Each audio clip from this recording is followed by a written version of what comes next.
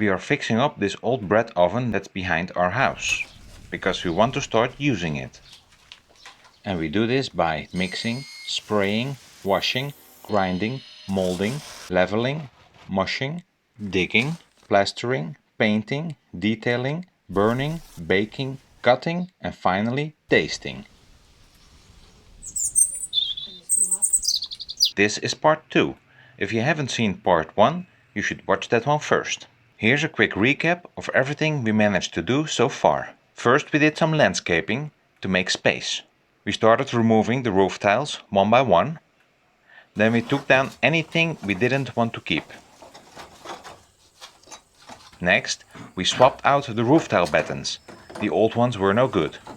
And we extended it, making the roof a lot longer. Then we lifted up the entire roof framing, so I won't hit my head anymore. I also stuck my hands in the mud, fixing the oven dome using the classic method. We raised the chimney, so it sticks out above the higher roof. Then we poured a concrete slab, on which we want to build the barbecue. It took a bit of hammering to make the new gutter fit. It works, and after we washed them, we started laying the roof tiles back in place.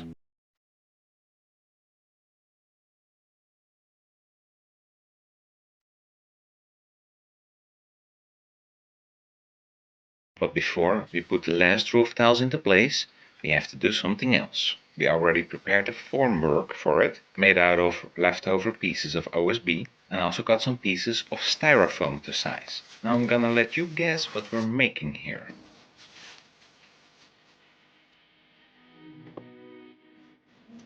The formwork needs a coating layer so that the concrete doesn't stick to it permanently. There are special products for this. I didn't think it was worth spending €20 on it. So here I'm using vegetable oil. It does the job just as well.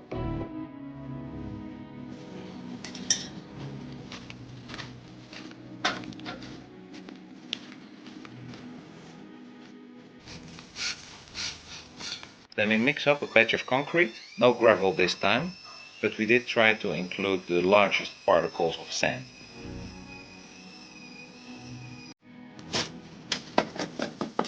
And then we can fill up the formwork with the concrete. First thin layer.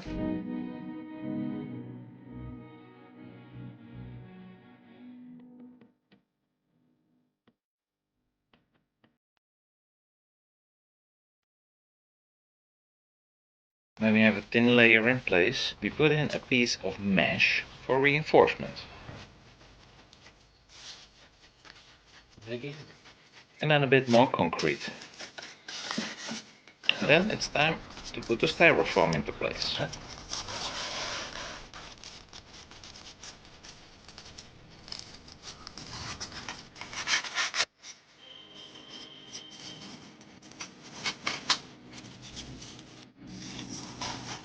4 pieces go around the edge.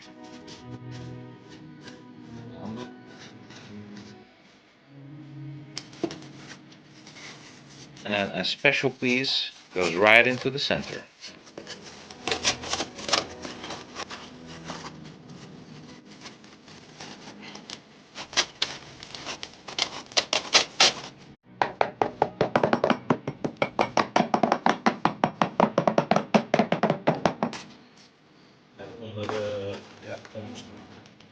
Then only 4 openings are remaining. Those we also fill up with concrete, and a small piece of rounded mesh goes into it.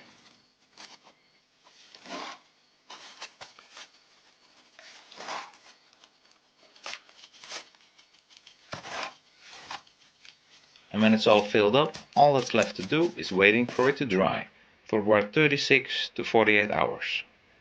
And did you manage to guess what it is that we made here? And while the concrete is drying, we can turn our attention to a different project, the build of the barbecue.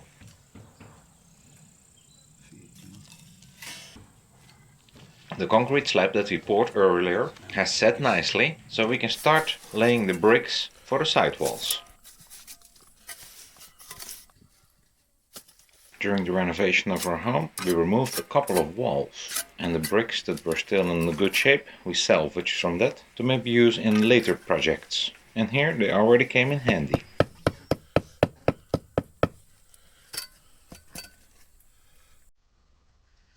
We laid 2 courses of brick on their side to gain height quickly, and then 1 horizontally in order to facilitate a little ledge on the inside to maybe lay a shelf on later. So we added 2 more courses of brick and built the wall on the other side as well.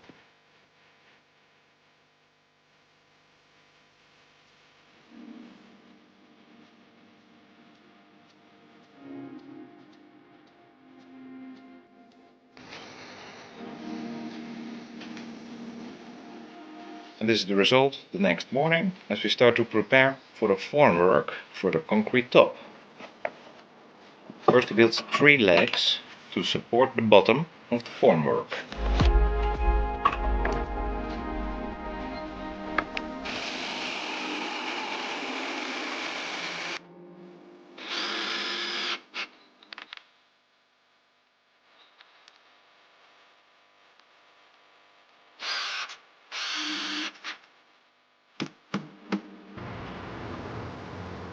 He notches it nicely around the top part of the brick wall so that the concrete can make nice contact with it.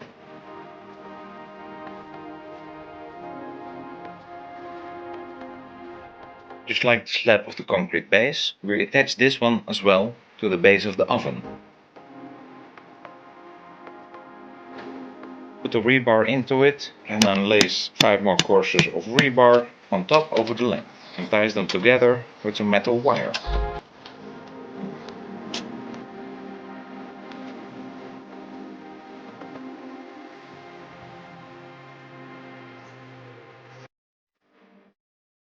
Then again, garbage bags come in really handy as a foil that goes over the wood so that we can later remove the formwork easily. And then finally bends down the rebar so it stays nicely horizontal and adds 3 stones as spacers so the rebar stays nicely in the middle of the concrete slab. One tool my father was missing was a finishing trowel, so we made one himself. And then again, mixing concrete in the wheelbarrow, I should really get my hands on a concrete mixer. And 1 shovel at a time, the concrete goes into the formwork. You gotta make sure that the concrete reaches nicely in all the corners of the formwork, because once you take the wood down, you want it to be nice and square.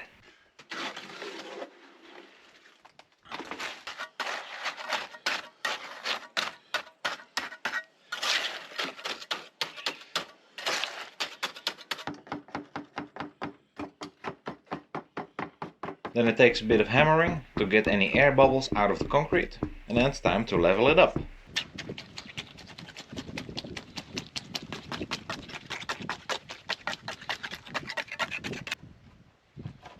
And then it's time to smooth out the top. A nice trick for this is to use a long wooden plank and gently drag it over the sides of your formwork so the concrete gets nice level. And once the concrete slightly starts to set, you can use your finishing trowel to smooth it out nicely. But that's not all, because you can't grill on a concrete slab. We earlier already prepared the layout for the fire bricks in order to determine the exact size it's going to be. And before the concrete hardens out completely, we place the stones in place. Because the concrete set faster than expected, my father made a little mixture of cement and water for the thin fire bricks that form the bottom of the grill box.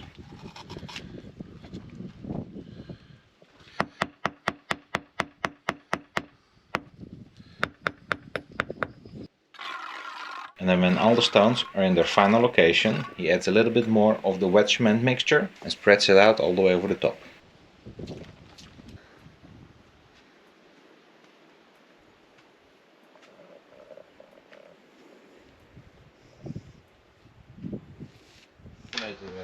Now it's time for the big unboxing, or technically unmolding.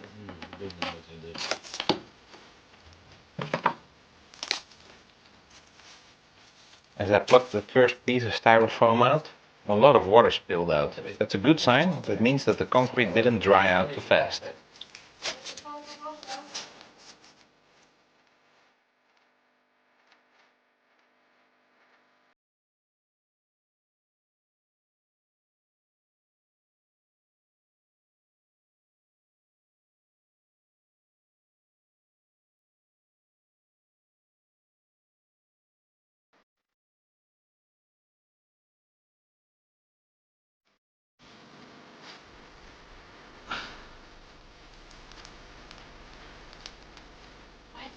And have you guessed what it is that we made here? Yep, that's right. We made a chimney cap. So let's put it in place. This is why we didn't finish putting up all the roof tiles, so I could climb back up to put this thing in its final position. It turned out to be quite heavy. I estimate between 15 and 20 kilo, so it took a bit of effort to get it up in place. I added a little bit of mortar underneath the four legs to permanently stick it into its final position. And now I'm up there with some mortar anyway. I also take this opportunity to seal off the gap between the chimney and the roof tiles with also a bit of mortar. This job has been approved by the supervisor.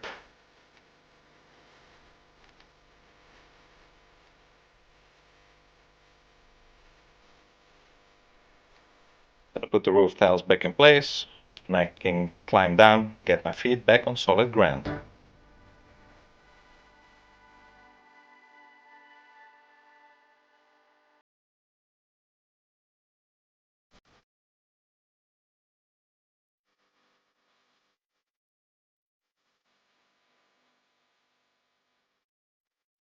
And now with the roof all done, it's time to work on the base. The old concrete looks a little bit rough, so we're going to fix it up with some plaster. But before we get to do that, I'm pressure washing the thing down so the new stucco will have a good bonding. And as I put the pressure washer on the old paint layer of the upper part, paint started flying off. So I figured I'd do the entire thing so that the new paint layer will stick better.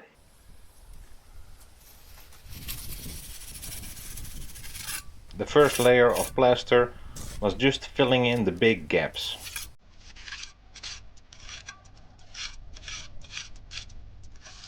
And once the first layer hardens out a little bit, my father starts applying the fine top layer.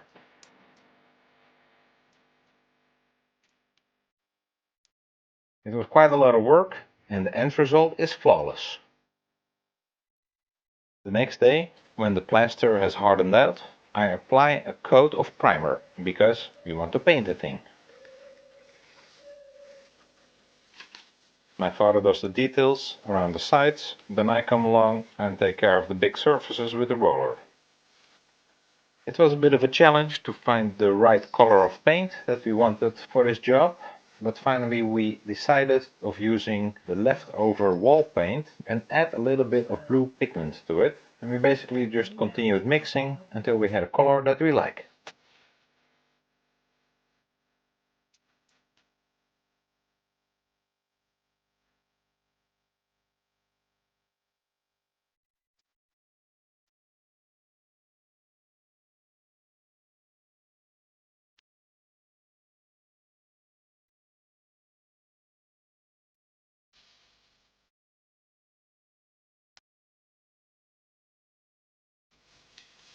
And now it's time to dig a hole.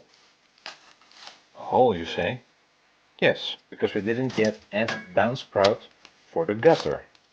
Previously we already had a downsprout here from the terrace roof and I let the water just flow onto the ground. In the wetter seasons of the year it turned it into quite a mushy area, so I wanted to solve that problem because now it's not only the water from the terrace but also from the new roof of the oven. So slightly more water will be flowing down here. And I'm solving this problem with a gravel trap. The downsprout of the gutter will simply go underground and flow into a big pit of gravel. When there's lots of rain, the pit can fill up and then slowly seep into the ground.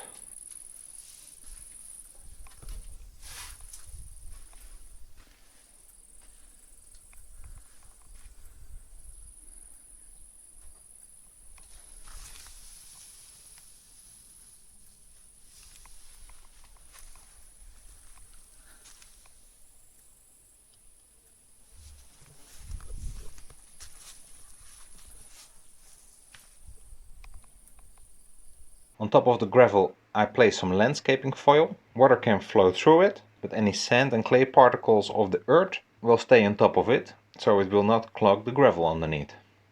And then I cover it up with a little bit of earth and sand. And now it's like nothing has happened here. And now we're nearly done with the construction work. All that's left to do is remove the framing of the mold of the concrete slab.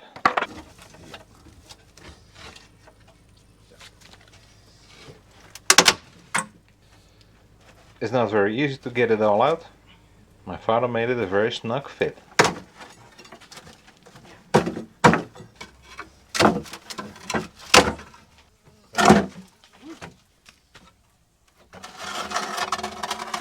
Ja. Nou, daar is hem. And with the wood out, I can now remove the foil that was underneath the concrete. And with the construction work done, it's time for Timmy to get to work. She's adding traditional paintings to the front of the oven to give it a classical look.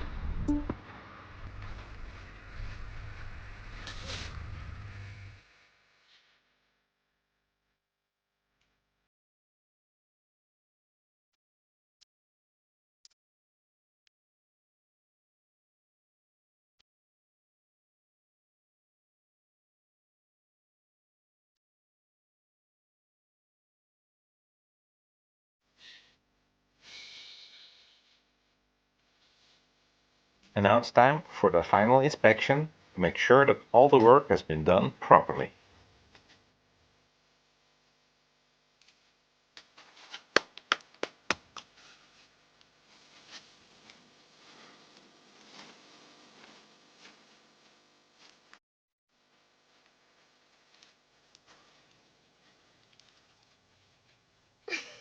It's time to withdraw to the workshop because I have a couple of tools to make for the oven. Firstly, I've got this pizza scoop. Ordered it from Temu. It is pretty nice. It has a little button and a pretty sturdy handle. It folds in nicely. Only downside, this handle is nowhere near long enough.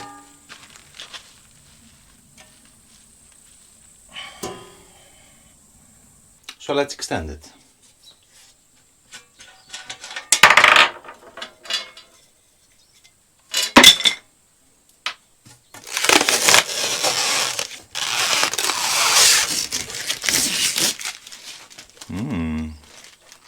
I should be able to just mount it like this.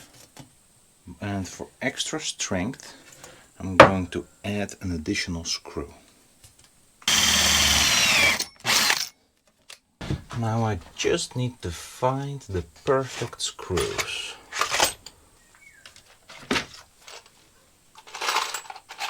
So if you ever wonder why guys always keep these boxes with random screws, it's for situations like these.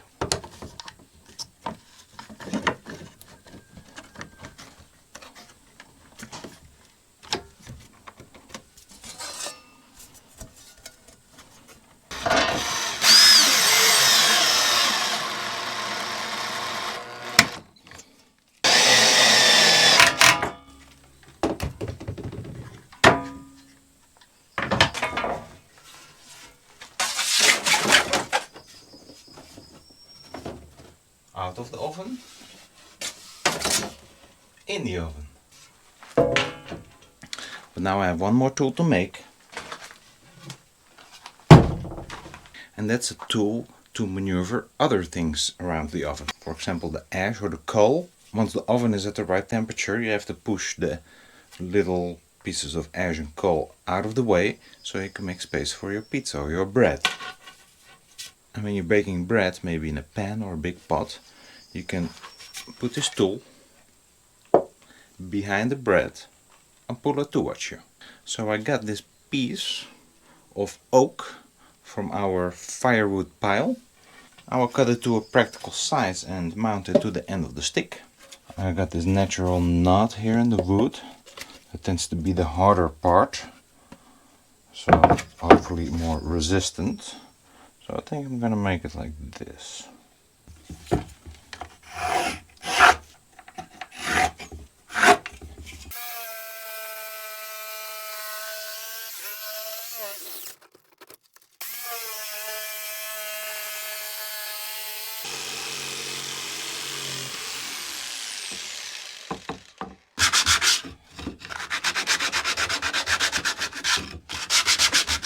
I will pre-drill it to reduce the risk of the wood splitting.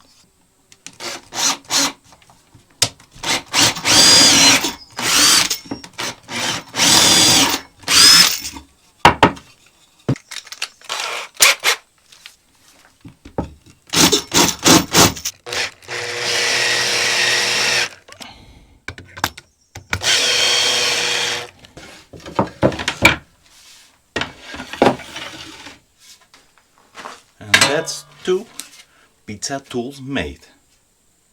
Nice. Now I have one more thing to make. This one's for the barbecue. You'll see soon what it is.